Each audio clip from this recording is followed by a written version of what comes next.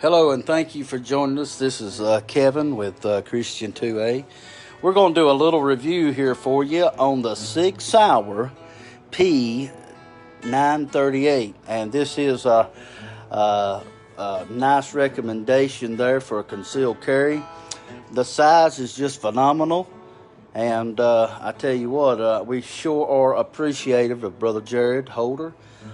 He is a member of the Christian 2A. And he has let us loan these guns and these firearms for review. And what we have right here is the Equinox. And make sure we turn that on so we can get a good focus. And this is the P938. And so this is the overview. Let's go ahead and just show that we are clear. And I really like these night sights. This is a single action firearm, single action hammer fired, and we're going to show you how to break this down. I have done some cleaning on this one, and we have another one. They're just alike, so let me get that one out and show you. We've got a few others here, and I'll tell you what they are here in a minute, and they're mainly for just size comparison. Today we're talking about concealed carry for church. And so what we're doing is we're just reviewing these firearms. These are, like I said, on loan. I do not own these firearms, but we sure are glad for Mr. Jared and Mrs. Jennifer for allowing us to review theirs. And what we have here is another P938, a P938, and this is the rainbow edition right here for us to slide. And now this one also come with standard night sights. Now on the Equinox series, this is an Equinox from the Sig Custom Shop. This one is not from the custom shop. This is what you would find right off the shelf. Now, and this one is a little bit more easier to attain than this one. This one's a little bit harder, and this is a special edition.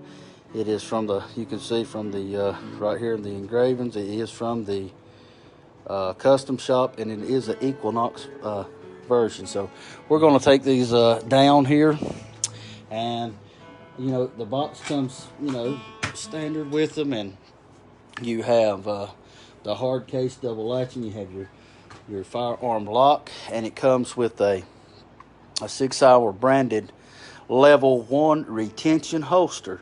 And so that is the belt clip, so that works great. And if you're going to open carry it, I wouldn't suggest that for concealed carry, but if you do, well, then I hope that works well for you. But I would suggest to have a sticky holster. So now we're going to move down to the tabletop here, and we're going to take, and let me show you the sticky holster that I would recommend. You don't have to get this particular one. This is the manufactured by Sticky, and it just fits right in there. As I showed you, the firearms are safe. I don't know if I showed you this one, but for the sake of the video and for safety's sake, we'll go ahead and lock this one open. As you see, it has a great slide release. It is very, very stout, but yet just a little bit of effort to pull it back, it releases wonderfully, beautifully. That is a very beautiful firearm. I like the green. I like the chameleon look to it, how it's got the greens, the purples, and the blues. That is just a all-around beautiful firearm. And so now what we're going to do is want to remind you here that the reason why we're doing this review, our intention is not to hurt or to have to shoot anyone. That would be the last thing as a Christian that any of us would want to do, is to actually have to use our firearm to defend ourselves. But in the case of self-defense, or someone comes inside of our church, we do need a way to stop the threat. And with the proper security team and the techniques and the proper training, you can have a safer way to operate at your house of worship and your church. That makes it a little bit safer for everybody. So I'm going to take this SIG down. We're going to do some comparisons here in just a second. And now on the Smith, like we showed you the other day, you can lock it back with the slide release. Now, as you can see on the controls, we have three controls, three functions. We have a safety, we have a slide lock, and we have a magazine. Let's go ahead and show you the magazine. It is a flush mount, so that is very, very nice. A flush mount, it drops free and clear. Or this ain't got the bumper, I don't want to let it fall and scratch it. But you can see that it's clear. But on this particular firearm, we do use the slide release as a takedown. So it's not only a slide release, it's a takedown. And if you can see in there, you can see how it actuates and then how it moves on the inside. So what we have to do is, the easiest way is to go ahead and rack it, and then we start pressing it like you would want to do a press check like this. And you can see that in there. We've got to get it to the right location. Once we get it to the right location, we can push this pin on this side. Take your finger, be careful, but push in there. When you push in there, you may have to wiggle it just a little, and that's as easy as it is, because it goes through the barrel lug here, and it goes through this, and you do not have to pull the trigger. So once this mechanism is out, you've got going through the bottom of the barrel lug, and then this goes on the inside. I'll show you here in just a second. You do not have to pull the trigger. And you can see on the slide here, on the rails here, you can see how that actuates right there. So that pin comes all the way through and holds the barrel lug. Let's show you the barrel lug. Now this one is not as easy as some. This is not a captive recoil spring, and I will show you why it's not. Now this one's just a little harder to take down, and I will show you why here in just a minute. You want to, when you take this one loose, you want to make sure you've got a hold of it, because if not, that is under extreme pressure. Now, this is not a captive, oh excuse me, I put it too high. This is not a captive spring. This is your standard spring. It has got a full metal guide rod. This is a stainless guide rod in this SIG that come factory. Now on this barrel lug, when we look at the takedown pin that's in the frame here, let's take it out of the frame, we can actually see that this barrel goes down and goes right here, and we'll show you actually what it looks like. I might not could do it right on camera, but I will show you here in just a second. And you can see that's how the barrel goes in there. That keeps the barrel, it allows the barrel to actuate when the slide goes back and to go back in battery. But, well, and I just dropped it. But, because it didn't have no retention on it. But, so that's kind of how that works. That works a little bit different from your Smith or from your Glocks, or from your, it's more of a 1911 style. Matter of fact, this is a miniaturized 1911. The only thing difference is, if you look at the front of the slide, it does not have the indention, and it does not have the barrel nut that you have to swivel to take down the actual full-size M1 1911. So other than that, it is pretty much the same. It's a full metal frame, guide rod, solid metal. It's made out of aluminum, and it does have the one good thing about this, on the main spring, the main housing, it's encased in this, and it is fully covered. It is not exposed. It is not exposed like the Smith & Wesson. So for comparison, what we're going to do is we're going to take this 380 right here. We're going to show you that it's clear. Now this is my carry weapon, and for comparison, we're just going to show you the comparison. And as we know, on this one, you have your safety, your slide release, and your takedown. So if we rack this thing back all the way, we know that our takedown pin is right here. And so it doesn't come all the way through like the 1911 style. it's actually internal, and by actuating it, it has a cam that holds the barrel. So what we're going to do, you know, we don't have no fingernails, so we're going to use the bottom floor plate and be gentle with it so you do not scratch it. And we're just going to give it a little push without scratching the firearm. And we're going to rotate like this. You can already see it's coming out. And we're just going to give it a wiggle. And you can see that this goes in on one side, and this has got a detent. Well, I don't know if y'all can see that. I'm trying to get it to where the camera will focus. But that actually goes, if you look in there, you'll see a little spring, and you do not have to pull the trigger. So to take this firearm, and see how the barrel's loose now? So when you go to put it back in, normally you want to push the barrel forward, or you want, if it's locked back, now make sure it's locked back.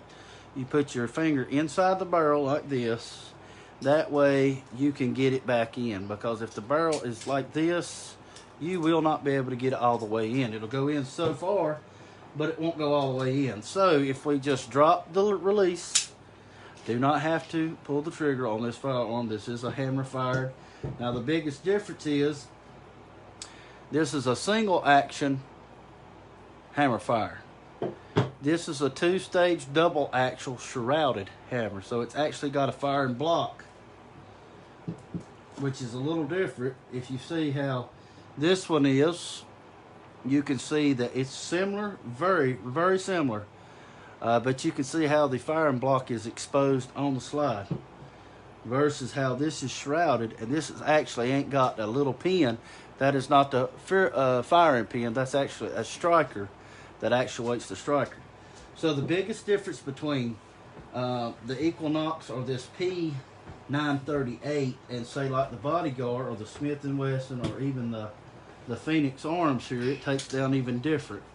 You can see that, the way it slides. Now this is a 22.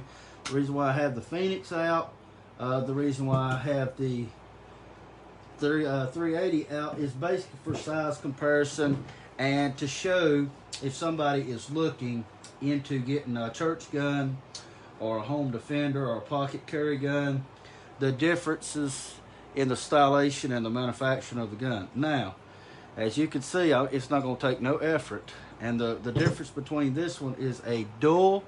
If you look, there's two springs in a wound. So this is called a captive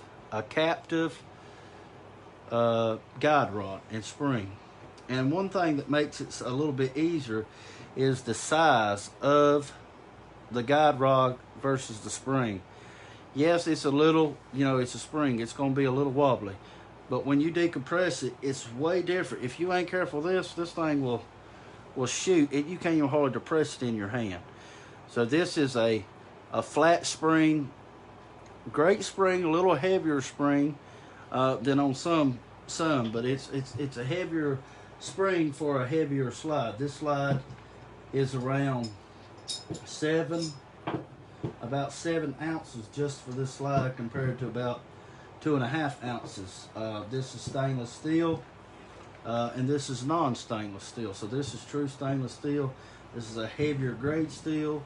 Overall, got more metal than this. The extractor works very similar on both firearms. They're both pinned from the top, and they both are excellent designs on the extractors. The extractor works very nice on this, so you don't have failure to eject. That eliminates that failure to eject. So the biggest difference between these two is that you can see you've got this divot that interacts with the sear and things of this nature. This one has an actual striker block, and you could take that actual striker out, and then it connects to the firing pin. Versus this one, the actual little round thing, that is the actual firing pin. The hammer actually falls and hits.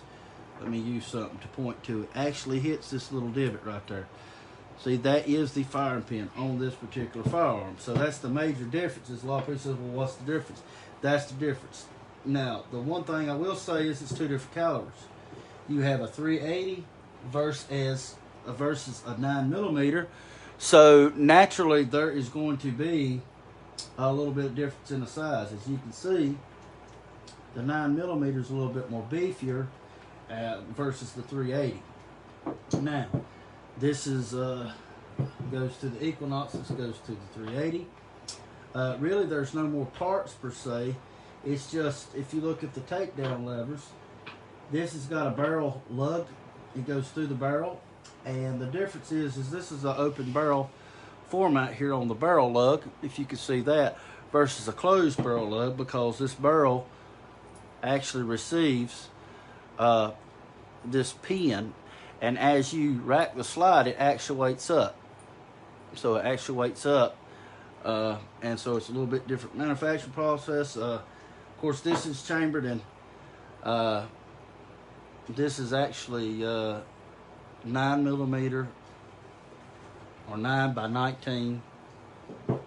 This is 9 by 18 or 380 or 9mm Browning short. It's Browning 9mm short. So this is an 18, and then this is a 19. And really, you can see the riflings there. The SIG's got a little bit longer of a feed ramp. If I owned this particular firearm, I would polish that a little bit more. As you can see, I have highly polished mine. It alleviates a lot of the feeding issues. Now this goes to the Smith. This is my EDC gun. Okay, so that's the differences between, and of course, naturally, this P938 right here, if you can see that 938, it takes down, and it's virtually the same way. And you can see that on the inside of this 938 right there is the detent that holds the barrel in and the slide release. So I do like that. Now it is a little different, a little bit different to get used to. So let's put it back together. I'm gonna put this one back together as we talk about it a little bit more. But I tell you, the sight picture is really nice on this. It's easy with these night sights. It is very easy to pick up. You can pick them up fast. I like these. And if you don't like them for some odd reason, just like the Smith, you know, it's got, as you can see, the same type of sights. Now you'd have to get Smith Pacific for the Smith cut on the dovetail on this one, because SIG has a more narrower dovetail than the Smith does. Smith has more standard, and the SIG has a little bit more brand specific to the Sig Sauer line, but virtually they're the same. You can get the same type of sights. It's just you have to get brand specific for these firearms. And so now what we're going to do is we're going to reassemble this slide. So for all intents and purposes, we've got this field strip. Now, as you can see, I don't know if you can or not, you've got a detent here with the hammer, and it works with the hammer and the safety. You've got a detent here if you was to want to take the hammer out and clean in behind it. Just be careful, because the detent is very easy to lose. You've got your trigger bar right here. As you can see, it just popped up, and so that's your trigger bar. You can pull it down out of the way, or you can push it up. So when you go put it back together, if it's up, it will not go all the way. What you want to do is push it down, but you don't want to cam it over. You don't want to put it all the way down or force it down to put it in here, or you will have to be forced to take the mainspring out and reset things, so you do not do damage to your mainspring or your trigger bar. So keep that in mind when you slide this back together. If it's up, I'll just show you the barrel ain't on it. It will not go. So you would have to put it down, find your rails, and then it'll go just fine. So just remember that on the trigger bar. The trigger bar on this one is on the right side. As you can see, the trigger bar, the same trigger bar, is right there. A little bit different manufacturing process, but virtually the same. So let's put the barrel back together. And I have recently cleaned this firearm, make sure it's all the way back. Now this thing, it interacts, let me show you. It interacts on this barrel just like this, that locks the barrel in, and it sets just like that. And if you don't get this locked properly, the slide will not function properly. So pay extra attention when you are putting your firearm back together and placing it in the guide rod. Now the guide rod is not going to go in here as easy as some of the Smiths and things of this nature. So let me see if I can do it on camera.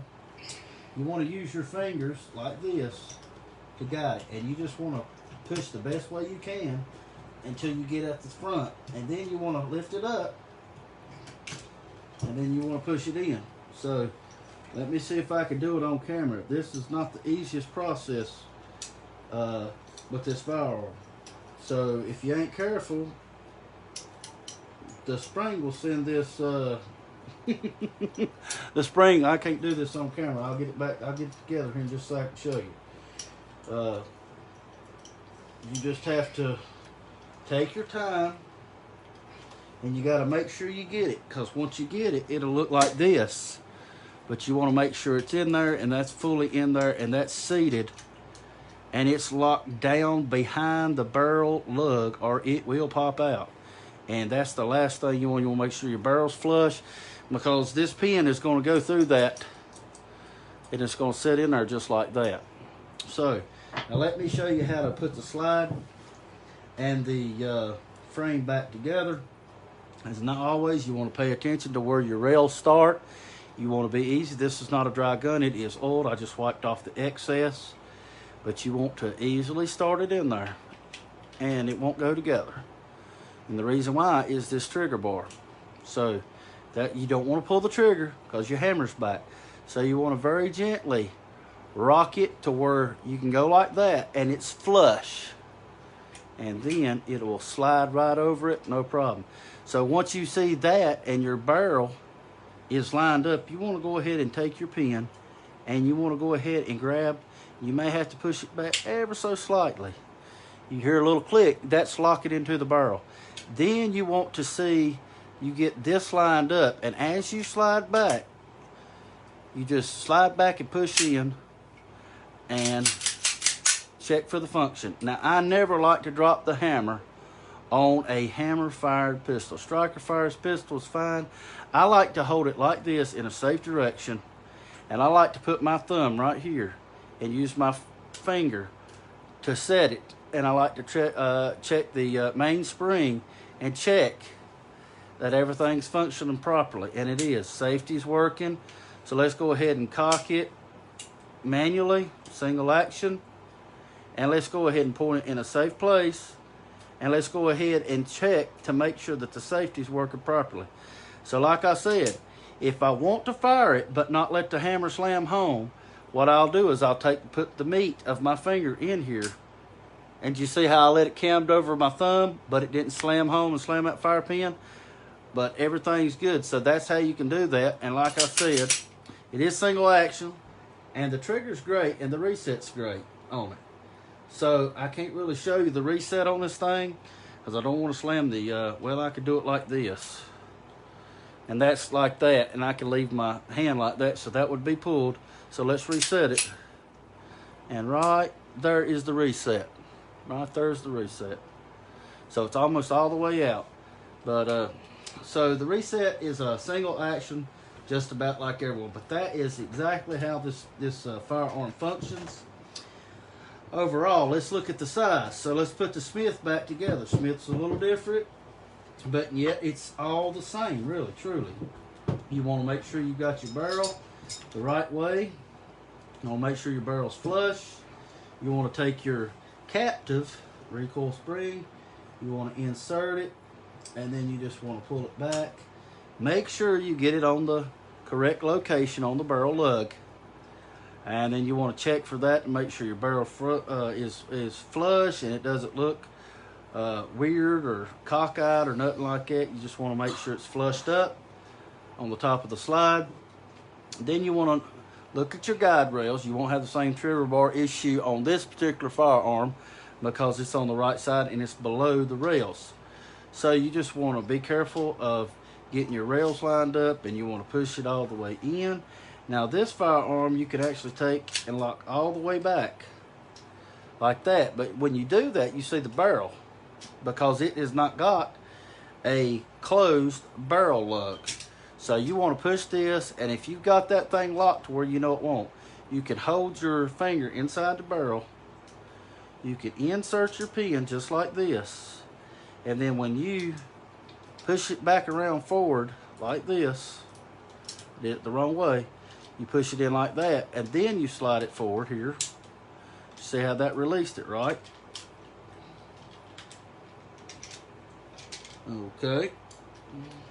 Not messed it up here. So let's slide it around again. I didn't get the, and sometimes that'll happen. So you got to get this thing like this and push in. If your barrel ain't in the right spot now, it will not go in no matter what you do. So you got to push it forward a little bit and get that thing past. Once you get it past that little thing, and then you can snap it home. See, now it's in there. I didn't have it snapped. I thought I did, but I didn't. So now I've got it, and we can function check it. Once you get that little piece on the side right there, and you get it swiveled, it'll lock it in. And you can't see it on the other side. It's actually internal on the other side of the rails. And so I don't mind dry and firing this one. I don't do it a lot, but this is actually a hammer fired, but it has a striker block. Big difference between a direct hammer. This has got a direct hammer. That's not a firing block. That's the actual firing pin itself. So you want to make sure to know what you have. Like I said, you can ride it home like that, and it will not hurt it. But unless you have a snap cap. Now, if you've got a snap cap that cushions the fall of the fire or the hammer on the firing pin, you can dry fire it all you want with the snap cap. This one requires a snap cap. No exceptions. This one really don't. Now, I'm not going to dry fire a lot. If I was going to do a lot, I would put a snap cap. This one is single action only. I either have to rack it or I have to actually set that mainspring manually. So it's not single double.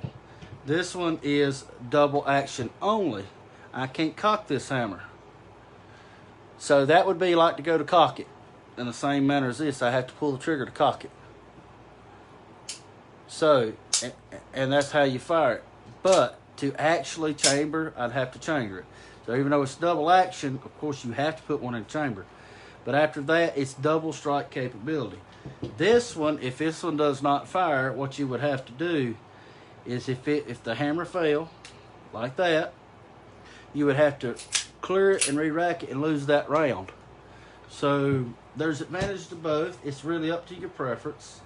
I really like this firearm. I would carry this firearm. But in my situation, I have the 380, and I'm really, really happy. But far as size comparison, we're going to put them up. Really, the beaver tail sticks out just a little bit more. So you've got about a 1/4 inch there, you got a 1/2 inch there, and about a 1/4 inch there.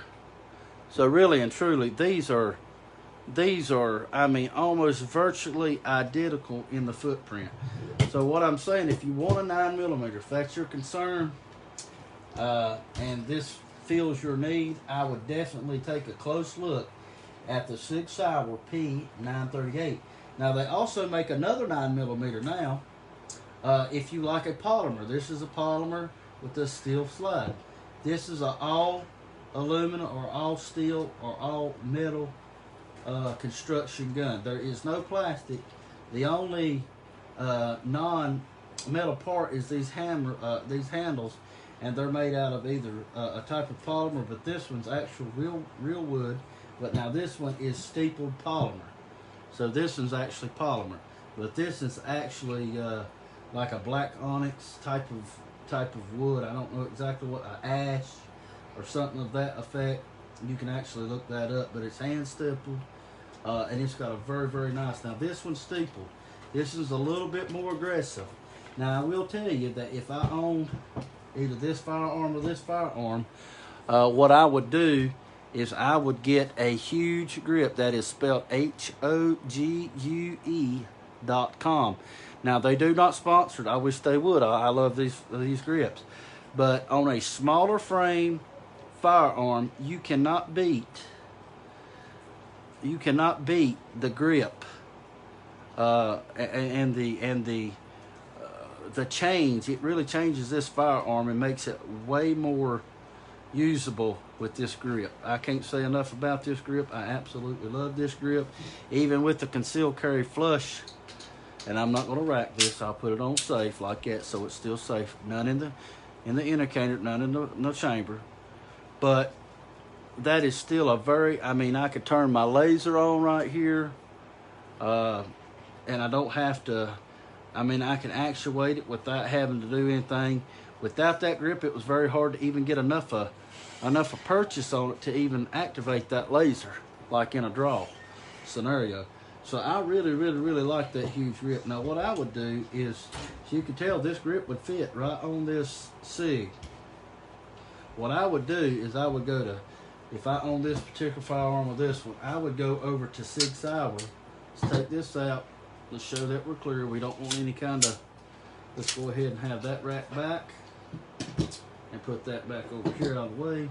If I own this firearm, I would go and get me a grip to go on this for my needs, or for the way I would like to feel. I like to have a little bit more when I'm holding it. I like to have a little bit more on the inside of the palm of my hand, and a little bit more for when my thumb comes around. Now that's a great feel. I mean, this is perfectly controllable and shootable. We'll put an empty clear mag in. I would probably want to do an extended mag on this one.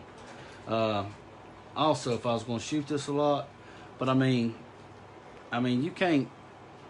They work. I mean, the slide, they work great. Look at that, work great. I mean, the slide ain't hard to manipulate at all.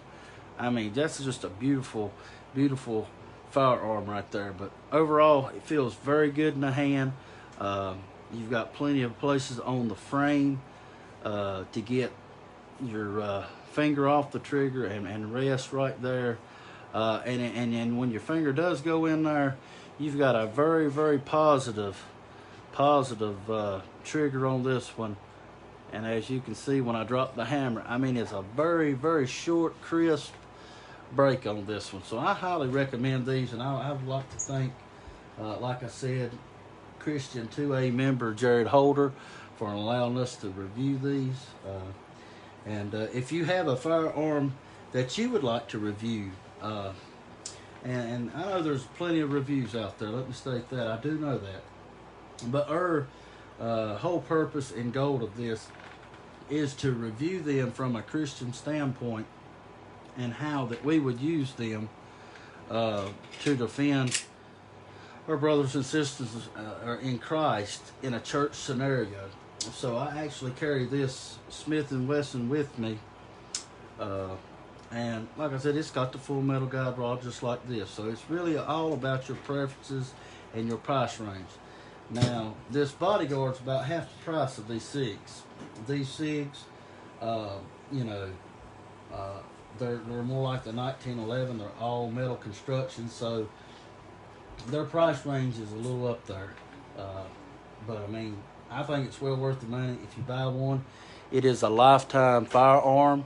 It's not something that's just going to let you down 20 years from now. It'll still be functioning fine.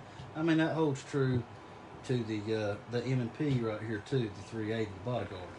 But so that's really all that we have for you tonight, and we're just going to leave you with a little bit of words of wisdom there.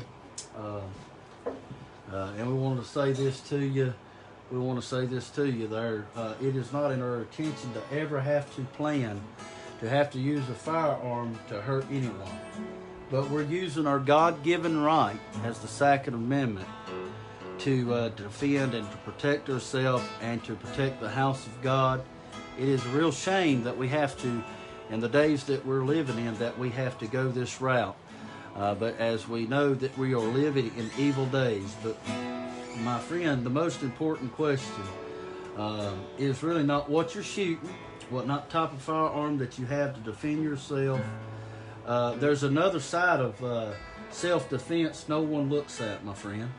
And really what it is when you are forced to use a firearm to defend yourself, there's more at play than just a self-defense scenario. You are dealing with human life that has they're a living, breathing soul. Whether you're talking about yourself as the defender or as the assailant or the criminal that is trying to commit a criminal act upon you, we are all going to die one of these days. And no matter if it's due to a firearm or self-defense situation, the most important part of it is, do you know where you're going? So it's not really about what you're shooting, it's where you're aiming. And I'm not talking about at the target. The ultimate target in life, my dear friend, is to know that you're going to this place called heaven and know the Lord Jesus Christ as your personal Savior. So I'll leave you with this thought. It's not what you're shooting, but it's where you're aiming. And I hope that you have a blessed day. God bless.